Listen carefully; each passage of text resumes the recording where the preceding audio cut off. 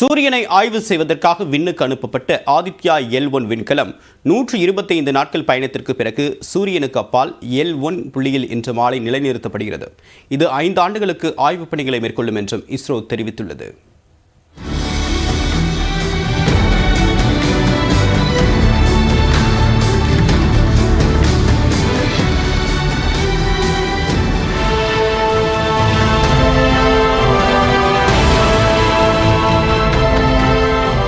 சந்திரயான் 3 விண்கலத்தின் வெற்றியை தொடர்ந்து சூரியனை ஆய்வு செய்யும் பணியில் இஸ்ரோ களமிறங்கியுள்ளது. இதன் முதற்படியாக கடந்த செப்டம்பர் 2ஆம் தேதி ஆந்திர பிரதேச மாநிலம் ஸ்ரீஹரிகோட்டாவில் இருந்து PSLV XLC 57 ராக்கெட் மூலம் ஆதித்யா L1 என்ற விண்கலம் வெற்றிகரமாக விண்ணில் ஏவப்பட்டது. 3, 2, 1, 0 plus 5 seconds. Lift off normal. P1 tracking. P3 tracking. Magnificent lift off of PSLV C57 with Aditya L1 on board. அதன் வட்டப்பாதையை உயர்த்துவதற்காக இதுவரை விஞ்ஞானிகள் 4 கட்ட பணிகளை மேற்கொண்டுள்ளனர். இதனைத் தொடர்ந்து பூமியில் இருந்து சுமார் 15 லட்சம் கிலோமீட்டர் தூரத்தில் புவிக்கும் சூரியனுக்கும் இடையில் சம புவியீர்ப்பு விசை புள்ளியான லக்ராஞ்சியனை நோக்கி ஆதித்யா L1 பயணித்து வருகிறது.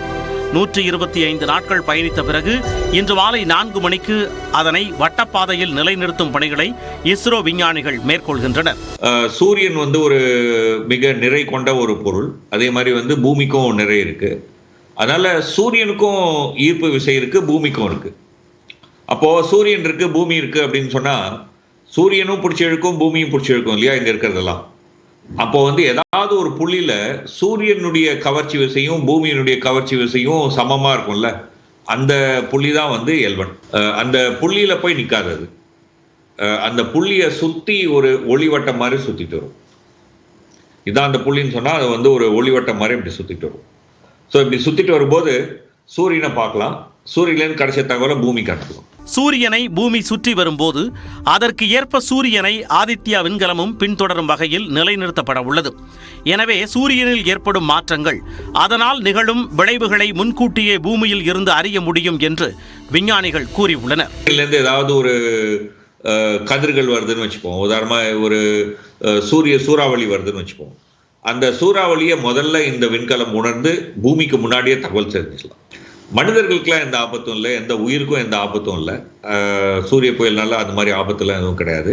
ஆனால் என்ன ஆகும்னா தகவல் தொடர்பு பாதிக்கும். குறிப்பாக கப்பல்களுக்கிடையே இருக்கக்கூடிய தகவல் தொடர்பு, விமானத்தில் இருக்கக்கூடிய தகவல் தொடர்பு போன்றவைகள் பாதிப்பு ஏற்படும். GPS போன்றவைகளில் பாதிப்பு ஏற்படும்.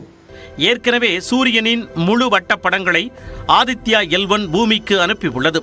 தொடர்ந்து அறிவியல் சோதனைகளுக்காக சூரியனின் பல்வேறு கோணங்களில் படங்களையும் ஆதித்யா விண்கலம் அனுப்ப உள்ளது.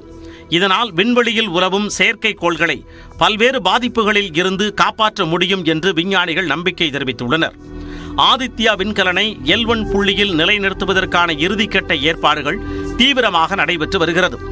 ஆதித்யா L1 விண்கலம் வெற்றிகரமாக நிலைநிறுத்தப்படும் பட்சத்தில் அடுத்த 5 ஆண்டுகளுக்கு சூரியனை பற்றி பல்வேறு சூடான தகவல்கள் நமக்கு கிடைக்கும் என்று எதிர்பார்க்கப்படுகிறது.